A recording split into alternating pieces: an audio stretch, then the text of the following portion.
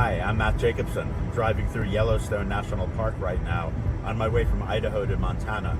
Part of my cross-country trip delivering messages to the billionaire Cargill Macmillan family, asking them to keep their promise to stop the destruction of South America's forests.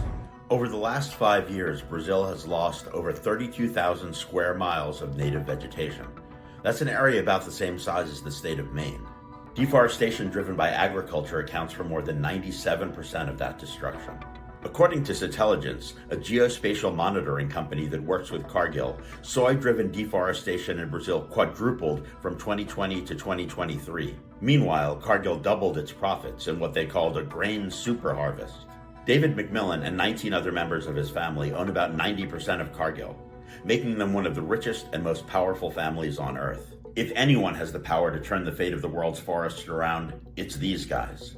That's why I'm traveling across the country with these handwritten signs from the Munduruku people in the Amazon, written in the ashes of forests destroyed to make way for soy plantations. David is also one of 6 family representatives to Cargill's board of directors. Even though I'm just leaving these messages for them at their door or at their mailbox, it still makes me pretty nervous.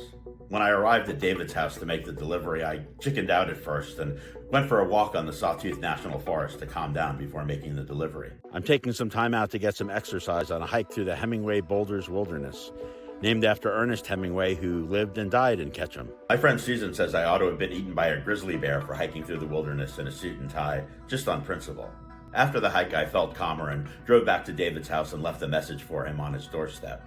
I really hope he'll take a look at it and be inspired to give it some thought. We also took an ad out in the Idaho Mountain Express, his local newspaper, to keep it at the front of his mind. Well, that's it for the Great Open Spaces for a bit. Tomorrow I head to San Francisco. There I'll deliver a poster to another one of Cargill's family board members, Ann Pedrero. See you then.